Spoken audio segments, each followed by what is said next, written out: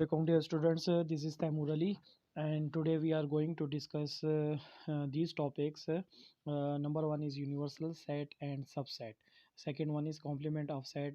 Third one is overlapping sets and fourth one is disjoint set, which I have already discussed with you people in the class. So let us start. First of all, what is universal set and subset? What is the difference between universal set and subset? तो सबसे पहले बेटा universal set के बारे में हम पढ़ते हैं. Universal set a set which consists of all the elements under consideration in a particular problem is called universal set and is denoted by capital U. For example, if the set of positive integers is under consideration then the set of all integer will be universal set. ठीक हो गया. अच्छा, इसको आसान लफ्ज़ों में बेटा मैं आपको समझाता हूँ. यूनिवर्सल सेट आपके पास एक पेरेंट सेट की हैसियत होगा, पेरेंट सेट की हैसियत रखेगा तमाम सबसेट की. सब तमाम सबसेट का जो पेरेंट सेट होगा वो यूनिवर्सल सेट, उसे हम यूनिवर्सल सेट कहेंगे और यूनिवर्सल सेट को हम रिप्रेजेंट करते हैं कैपिटल यू से. अच्छा जी, इसके बाद हमारे पास जो मैं आपको एग्जांपल देता हूँ. Let's suppose the set of integers. Set of integers में हमारे पास कौन से होते हैं जिसमें ज़ीरो भी होगा, plus minus one and plus minus two up to so on. तो ये हमारे पास एक इंटीजर्स का सेट है, जबकि हमारे पास होल नंबर्स का सेट जो है वो हमारे पास कैपिटल डब्ल्यू से रिप्रेजेंट होता है और उसमें हमारे पास ज़ीरो और तमाम पॉजिटिव नंबर्स होते हैं, plus one plus two plus three and so on. ठीक है बेटा. इसी तरीके से हमारे पास नेचुरल नंबर्स का सेट, उसमें हमारे पास वन टू थ्री ज़ीरो नहीं होता और तमाम पॉजिटिव नंबर्स होते हैं. तो अब आप इस केस में इस z को यूनिवर्सल सेट कह सकते हैं, इस कैपिटल W का और इस कैपिटल n का यूनिवर्सल सेट जो है वो कैपिटल Z है जो कि सेट ऑफ इंटीजर्स है, जबकि हमारे पास कैपिटल W और कैपिटल N जो हैं वो हमारे पास सब सेट्स हैं इस कैपिटल Z के. तो ये हमारे पास जो कैपिटल Z है सेट ऑफ इंटीजर्स, ये हमारे पास यूनिवर्सल सेट है किन का, इन दोनों का. और ये दोनों क्या हैं, ये दोनों सब सेट हैं इस कैपिटल Z के. इसका मतलब क्या है कि तमाम के तमाम जो एलिमेंट्स होंगे वो यूनिवर्सल सेट में होंगे, जबकि जो आपके पास सब सेट होगा उस यूनिवर्सल सेट के कुछ एलिमेंट सब सेट में होंगे.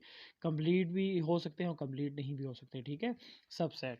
अच्छा जी, इसके बाद यहाँ पर मैं एक एग्जांपल लिखता हूँ और ये कैपिटल डब्ल्यू जो होल नंबर्स का सेट है और ये जो कैपिटल एन था नेचुरल नंबर का सेट, इसके बारे में देख लें कि ये एक्चुअली ये दोनों तो सबसेट हैं कि इस यूनिवर्सल सेट के, लेकिन ये जो कैपिटल एन है ये सबसेट है इस W का भी, क्योंकि इस W के अंदर whole number set of whole number के अंदर ज़ीरो भी इन्वॉल्व है और तमाम पॉजिटिव नंबर्स इन्वॉल्व हैं, जबकि इस कैपिटल N में ज़ीरो के अलावा तमाम पॉजिटिव नंबर्स इन्वॉल्व हैं. तो ये कैपिटल N जो है वो सबसेट है कैपिटल W का. अच्छा जी, इसके अलावा मैं एक एग्जांपल लिखता हूँ. लेट सपोज एक सेट लिखता हूँ, सेट ए, और उसमें जो नंबर्स होंगे वो अल्फ़ाबेट्स होंगे, जैसे कि ए बी सी. ठीक है, तो यहाँ यहाँ इस केस में अब जो Z है वो यूनिवर्सल सेट है सिर्फ और सिर्फ कैपिटल N का, और कैपिटल N जो नेचुरल नंबर्स का सेट है वो सब सेट है सिर्फ और सिर्फ Z का. लेकिन A जो है ये Z जो है Z यूनिवर्सल सेट A का नहीं है और ना ही A सब सेट है Z का. ठीक हो गया बेटा. तो ये आपके पास यूनिवर्सल सेट. और इसके बाद हमारे पास नेक्स्ट टॉपिक जो है वो है complement of a set. Complement of set क्या होता है? कॉम्प्लीमेंट ऑफ अ सेट कि जब भी आपको किसी सेट का कॉम्प्लीमेंट फाइंड करना होगा तो आपने उसको रिप्रेजेंट, लेट सपोज वो रिप्रेजेंट होगा सेट बार या फिर सेट के ऊपर छोटा सा सी लिखा होगा. तो इन दोनों का मतलब क्या है? इन दोनों का मतलब है कि आपने सेट का, इस सेट का कॉम्प्लीमेंट फाइंड करना है. और कॉम्प्लीमेंट आप कैसे फाइंड करेंगे? सेट, और सेट का नेम कुछ भी हो सकता है. ठीक है, set bar is equal to U minus set, उस सेट को आपने उसके यूनिवर्सल से माइनस कर देना है, डिफरेंस कर देना है। और आप जानते हैं यू माइनस सेट, इसका मतलब डिफरेंस का मतलब क्या है कि अनकॉमन एलिमेंट्स आपने तमाम अनकॉमन एलिमेंट्स यू के तमाम अनकॉमन एलिमेंट्स आपने यहाँ लिख लेने हैं। जो यू में होंगे और सेट में नहीं होंगे तो वो तमाम के तमाम आपने सेट बिल्डर फॉर्म में लिख लेना है। ठीक है, अच्छा जी, इसके बाद हमारे पास नेक्स्ट टॉपिक है। इसी कॉम्प्लीमेंट ऑफ सेट को यहाँ से थोड़ा सा स्टडी भी कर लें।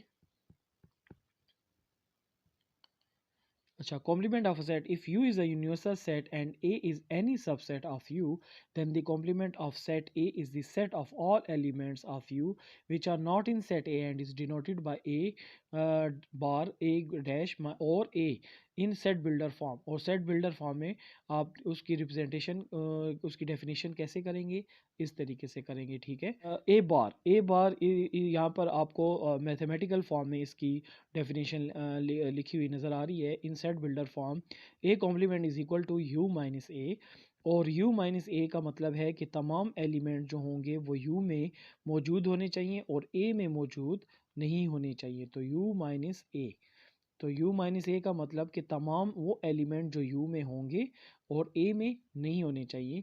लेट सपोज यहाँ पर एक एग्जांपल में के थ्रू मैं आपको समझाता हूँ जी, एक एग्जांपल के थ्रू मैं आपको समझाता हूँ। लेट सपोज यूनिवर्सल सेट आपके पास गिवन है 1 से लेकर और 10 तक नंबर्स, और जबकि आपके पास सेट ए आपके पास गिवन है 2 4 6 8 एंड 10। तो ए कॉम्प्लीमेंट आप फाइंड करना है। ए कॉम्प्लीमेंट आप फाइंड कैसे करेंगे, u माइनस ए से। और u माइनस ए का मतलब है कि तमाम वो एलिमेंट्स जो a में हैं और u में हैं और a में नहीं है।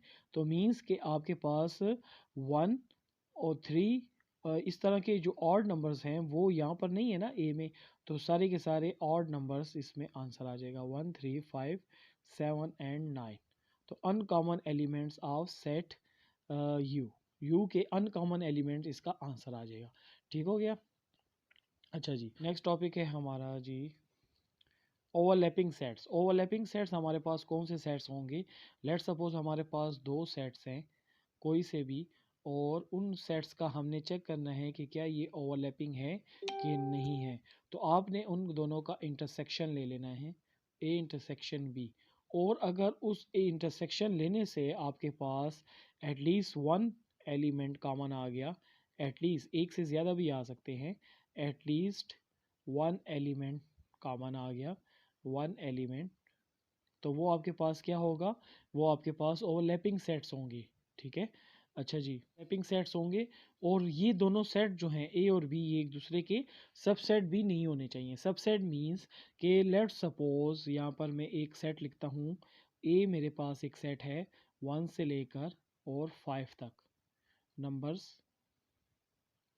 जबकि बी सेट है मेरे पास 2 एंड 4। तो अब सब सेट कैसे होगा कि अब ये देखिए 2 और 4 कंप्लीट कॉमन है ना, 2 और 4 दोनों एलिमेंट्स यहाँ पर मौजूद है, तो इसलिए ये अब बी सेट जो है वो ए का सबसेट है। तो अब ओवरलैपिंग किस केस में होगा कि जब यहाँ पर आपके पास 2 4 और 2 4 के बाद यहाँ पर अगर एक एलिमेंट 6 आ गया, तो अब ये दोनों आपस में क्या है, ओवरलैपिंग सेट्स हैं। अब यहाँ पर ओवरलैपिंग सेट कैसे हैं कि 2 और 4 कॉमन है, 2 और 4 की वजह से ये कॉमन है, और 6 जो है तो अनकॉमन है, तो 6 की वजह से ये जो है तो ए और बी आपस में क्या है, ओवरलैपिंग सेट्स है। ठीक हो गया, अच्छा जी, उसके बाद हमारा नेक्स्ट टॉपिक है डिसजॉइंट सेट्स। डिसजॉइंट सेट हमारे पास कौन से सेट्स होते हैं, डिसजॉइंट सेट हमारे पास वो सेट्स होते हैं कि let suppose A and B इसी तरीके से दो सेट गिवन है, और उन दोनों सेट्स का आप अगर इंटरसेक्शन लें तो उससे आपके पास आ जाए नल सेट, कोई सेट कॉमन ना आए, इंटरसेक्शन कोई एलिमेंट आपके पास कॉमन नहीं है।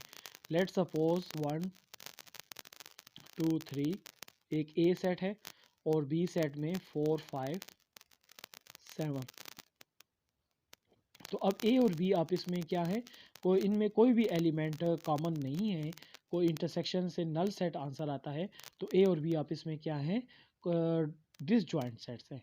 ठीक है, नेक्स्ट क्लास में मैं आपको एक्सरसाइज 1.4 सॉल्व करके बताऊंगा वेन डायग्राम के मुताबिक।